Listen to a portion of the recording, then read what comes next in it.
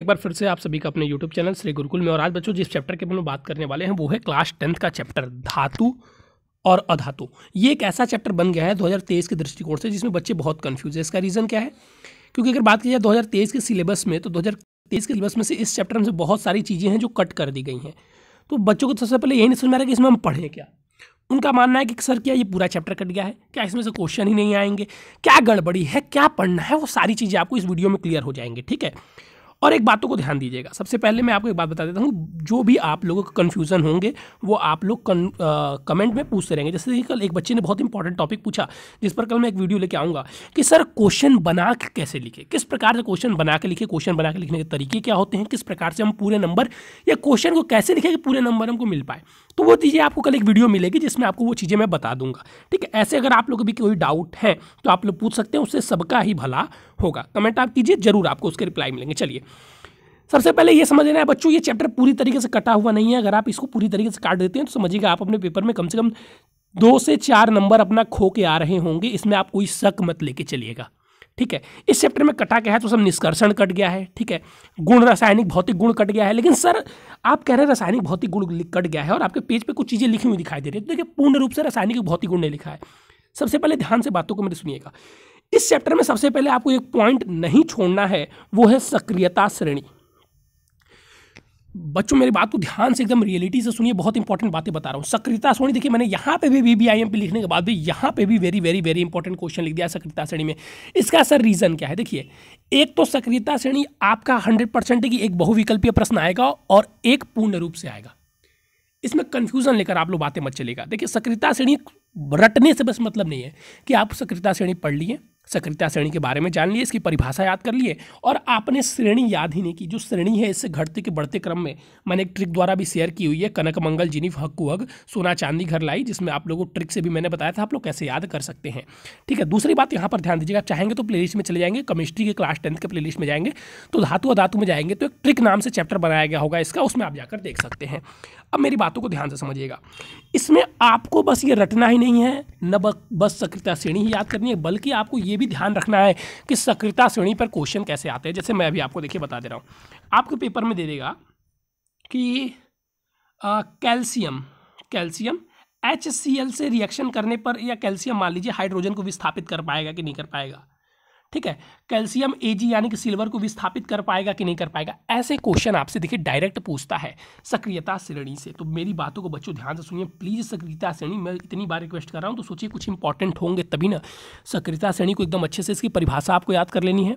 सक्रियता श्रेणी के पूर्ण रूप से परिभाषा याद करने के बाद आपका जो नेक्स्ट काम है वो सक्रियता श्रेणी को याद करना। सक्रियता श्रेणी को याद करने के बाद से उस पर संबंधित सवाल कर लीजिएगा। ठीक है, जैसे कौन पहले आ रहा है, कौन बाद में आ रहा है, एक क्वेश्चन उससे 100% आपके 20 बहुविकल्पीय प्रश्न में रहने वाला है।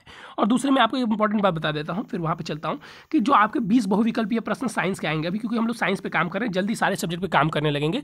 हो सके तो 5 से 6 दिन में आपको मिल जाएंगे कि कहाँ से आपके बहुविकल्पीय प्रश्न आएंगे। देखिए सभी बच्चे बहुत परेशान है कि सर 20 बहुविकल्पीय प्रश्न कहाँ से आएंगे।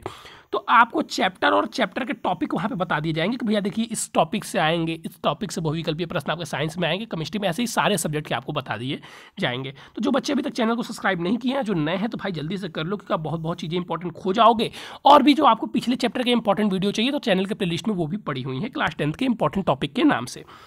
सक्रियता श्रेणी, इसको आपको पढ़ लेना अच्छी तरीके से, कोई कंफ्यूजन नहीं है, सारी बातें मैंने बता दी है। इतना टॉपिक इंपॉर्टेंट था इसीलिए इसको मैंने इतना समय दिया। अब आता है, मैंने लिखा हुआ है नेक्स्ट क्वेश्चन, धातु के 4 रासायनिक एवं 4 भौतिक गुण। बच्चे कहेंगे सर ये तो कट गया है ना, इसको सर काट दिया। नहीं भाई, वहाँ पे आप देखिए जाकर, उसमें जहाँ चीज़ें कटी हुई हैं तो उसने काट तो दिया है, लेकिन देखिए धातु के बारे में आपको जानना, 4 भौतिक गुण 4 रासायनिक बहुत बड़ी बात नहीं, आप आसानी से जान सकते हैं। जैसे सर धातु धारा का प्रवाह करती है, धातु आती है, धातु में सर इलेक्ट्रॉन प्रोटॉन न्यूट्रॉन होते हैं, सर धातु धनात्मक संयोजकता होती है, बहुत सारी चीज़ें बहुत नॉर्मल है। जो 4 मैंने बोला है आप आसानी से याद कर सकते हैं। ठीक, इसके 4 भौतिक गुण याद कर सकते हैं और अधातु के 4 भौतिक और 4 रासायनिक याद कर लीजिएगा बच्चों, ताकि कोई डर रह ही न जाए। ठीक है, 4 बस आपको याद करने हैं, आपकी जो इच्छा हो आप उसको याद कर लीजिएगा।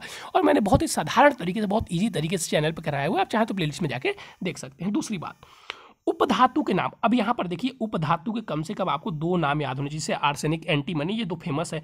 तो जैसे इसी प्रकार से आपको 2 उपधातु के नाम, जैसे आर्सेनिक, एंटीमनी ही ले लीजिएगा और उनके सिंबल याद होने चाहिए। वो डायरेक्ट पूछता है तो आपसे पूछ सकता है बहुविकल्पीय प्रश्नों में।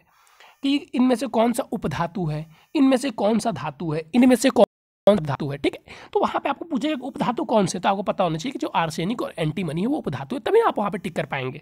तो उपधातु में आपको परिभाषा रटने की कोई आवश्यकता नहीं है, बस 2-3 धातु के नाम याद कर लीजिएगा। जैसे मैंने परिभाषा भी नहीं लिखा, मैंने डायरेक्ट लिख दिया धातु के नाम, ठीक है। उपधातु के नाम आपको याद होने चाहिए, ये पूछता है आपसे क्वेश्चन में।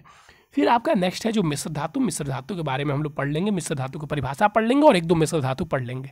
यहाँ पे कंफ्यूज नहीं होना है, 1-2 मिश्र धातु मैंने पढ़ने के लिए इसलिए बोला है ताकि आपको मिश्र धातु क्लियर है कि मिश्र धातु होते क्या है और धातु क्या होते हैं, ताकि आपको अगर पेपर में मिश्र धातु संबंधित क्वेश्चन पूछे तो आप कंफ्यूज ना हो।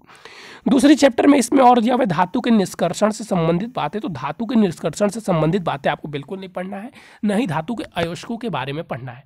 अगर आप बहुत इच्छुक हैं, बहुत ज़्यादा आपकी इच्छा प्रगति हो रही है, तो एक क्वेश्चन जो आप पढ़ सकते हैं तो धातु के अयस्कों का नाम पढ़ लीजिएगा, उतना बहुत काफ़ी है। मैं यहाँ पे ऐड कर दे रहा हूँ, अगर आप पढ़ना चाहते हैं, ठीक है, आप पढ़ना चाहते हैं, जैसे आप इसमें भी आप इसको छोड़ना चाहते हैं कोई दिक्कत नहीं, छोड़ना चाहते हैं कोई दिक्कत नहीं, लेकिन बाई चांस बच्चों इससे क्वेश्चन आ सकते हैं और मैंने इसको इसलिए ऐड कर दी है क्योंकि बहुत से छोटे टॉपिक हैं, ठीक है। और एक चीज़ अगर आप ऐड करना चाहते हैं तो ऐड कर लीजिएगा धातु के अयस्क, इंपॉर्टेंट है बच्चों, बढ़िया है, ठीक है, बहुत महत्वपूर्ण है। अगर आपसे बहुविकल्पीय प्रश्न, क्योंकि ये भी टॉपिक आता नहीं, लेकिन मान लीजिए बहुविकल्पीय प्रश्न है तो एग्जामिनर के मन में ये क्वेश्चन आ सकते हैं। एक बात बच्चों सबसे पहले ध्यान रखेंगे, जितनी चीज़ें मैं बता रहा हूँ उसमें से मैं बार बार कहता हूँ कि एक भी कटौती मत कीजिएगा, क्योंकि ये आपके स्कूल का पेपर नहीं है कि अगर मान लीजिए बाई चांस एग्जामिनर ने मान लीजिए 4 यही पूछ दिया आपसे, भौतिक और रासायनिक गुण, तो आप लेके पहुँच जाएंगे कि सर आपने ये कटवा दिया था, वो बात अलग है कि बाद में कट जाएगा हो सके तो। लेकिन मान लीजिए आपने उसने डायरेक्ट नहीं पूछा धातु के भौतिक और रासायनिक गुण, उसने बहुविकल्पीय प्रश्नों में ले लिया, उसने बहुविकल्पीय प्रश्नों में दे दिया कि धारा का चालन करते हैं, धारा का या इलेक्ट्रॉन धारा का चालन करते हैं, या कह दिया उसने, समझिए किस प्रकार से वो क्वेश्चन पूछ सकते हैं। और मैं आपको पढ़ने के लिए क्यों कह रहा हूँ, वो कह दिया कि उष्मा तथा विद्युत सुचालक है, ठीक है, वहाँ पे आपको दे दिया कॉपर, यहाँ पे कार्बन कर लीजिए, कार्बन, ठीक है, कार्बन दे दिया उसने, प्लास्टिक लिख दिया, लकड़ी लिख दिया, Ag लिख दिया, मान लीजिए ऐसे बहुत सारी चीज़ें उसने लिख दी, हीलियम लिख दिया, कुछ भी लिख दिया। अब आपको कैसे पता चलेगा कि धातु का और उष्मा का सुचालक है, तो सर वहाँ पे Ag, तो वहाँ पे जब आप पढ़े रहेंगे तब ना, या उसने पूछ दिया कि धातु या उष्मा का सबसे अच्छा चालक कौन सा है, या विद्युत का सबसे अच्छा चालक कौन सा है, तो आपको Ag, तो सर वहाँ पे कैसे चीज़ें आपको याद आएंगी, जब आप इसको पढ़े रहेंगे तब ना। इसीलिए देखिए, और वहाँ पे आप क्लेम भी नहीं कर सकते। अगर उसने डायरेक्ट पूछ दिया 4 भौतिक और रासायनिक गुण, तब तो आप क्लेम कर पाएंगे, लेकिन उसने डायरेक्ट ना पूछ के इनडायरेक्ट पूछ दिया, और नॉर्मल सी बात है जब 20 बहुविकल्पीय प्रश्न आ रहे हैं तो यहाँ से प्रश्न उठेंगे। तो इसलिए मैंने बात आपको देखिए साधारण शब्दों में बता दिया कि भाई इसको करिएगा जरूर। और कोई भी बच्चे हों, सक्रियता श्रेणी को छोड़ना तो है नहीं, सक्रियता श्रेणी एकदम आपको बिल्कुल 100% आनी चाहिए। किसी भी बच्चे को सक्रियता श्रेणी में एकदम बिल्कुल डाउट नहीं रखना है। सक्रियता श्रेणी बस रटना नहीं है बच्चों, मैं फिर से कह दे रहा हूँ, रटने के साथ साथ इसको समझना भी है, क्योंकि सक्रियता श्रेणी से समझने के एक तो परिभाषा आएगा ही आएगा, और समझने पर आधारित प्रश्न आएगा। समझने पर आधारित तभी प्रश्न आएगा जब आप उसको समझे हुए होंगे, ठीक है। तो चलिए बच्चों, आज के लिए था बस इतना ही, फिर मिलेंगे नए और इंपॉर्टेंट टॉपिक के साथ। तब तक आप वीडियो को देखते रहिए, सारे चैप्टर आपके इसी प्रकार इंपॉर्टेंट क्वेश्चन करवा दिए जाएंगे। आपने सब चैनल को सब्सक्राइब करनी है तो जल्दी सब्सक्राइब कीजिए, लाइक कीजिए, और अपने कोई भी डाउट हो तो उसको कमेंट कीजिए। थैंक यू बच्चों, हैव अ नाइस डे।